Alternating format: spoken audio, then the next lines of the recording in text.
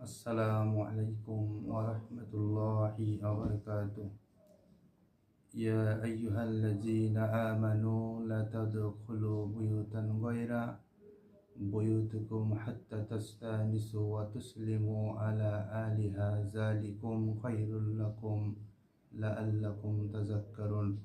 আল্লাহ সুবহানাহু ওয়া তাআলা পবিত্র কোরআনে সূরা নূর সূরা নম্বর 24 আয়াত নম্বর 27 বললেন, হে মুমিনেরা, তোমরা যারা ঈমান এনেছ তারা নিজ বাড়ি ব্যতীত অন্য কোনো বাড়িতে তোমরা প্রবেশ করো না যতক্ষণ পর্যন্ত তোমরা না অনুমতি পাও। আর যদি তাদেরকে ফিরে যেতে বলা হয় তাহলে তোমাদের জন্য অবশ্যই কল্যাণকর হবে।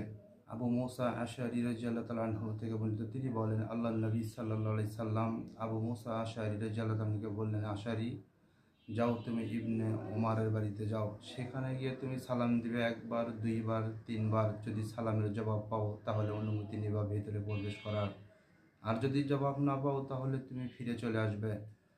রাস্তার মধ্যে ইবনে ওমরের সঙ্গে দেখা হলো। ইবনে ওমর জিজ্ঞেস করলেন, আবু মুসা আশআরী, তুমি কোথায় গিয়েছিলে? বললেন, আমি আপনার বাসায় গিয়েছিলাম। তাহলে তুমি কেন ফিরে আসলে? কিসে তোমাকে বাধা দিল? তখন আবু মুসা আশআরী বললেন, আল্লাহর নবী সাল্লাল্লাহু আলাইহি সাল্লাম বলেছেন, যদি কোনো বাড়িতে একবার, দুইবার, তিনবার সালাম দেওয়া হয়, যদি অনুমতি না পাও তাহলে ফিরে চলে আসো। ইবনে ওমর বললেন, এই কথা কে বলেছেন? মুহাম্মদ সাল্লাল্লাহু আলাইহি সাল্লাম। ইবনে ওমর এই কথা বলার সঙ্গে সঙ্গে বললেন, আবু মুসা আশআরী, যদি এই কথা মুহাম্মদ সাল্লাল্লাহু আলাইহি সাল্লামের যদি না হয় তাহলে তোমাকে এর জন্য সাজা পেতে হবে।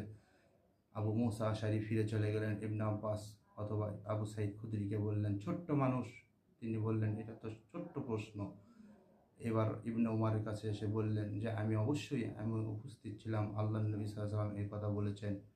এই সময় আল্লাহর নবী সাল্লাল্লাহু আলাইহি ওয়াসাল্লামের কথা শোনার পরেই ইবনে ওমর কথাকে গ্রহণযোগ্য করে নিলেন।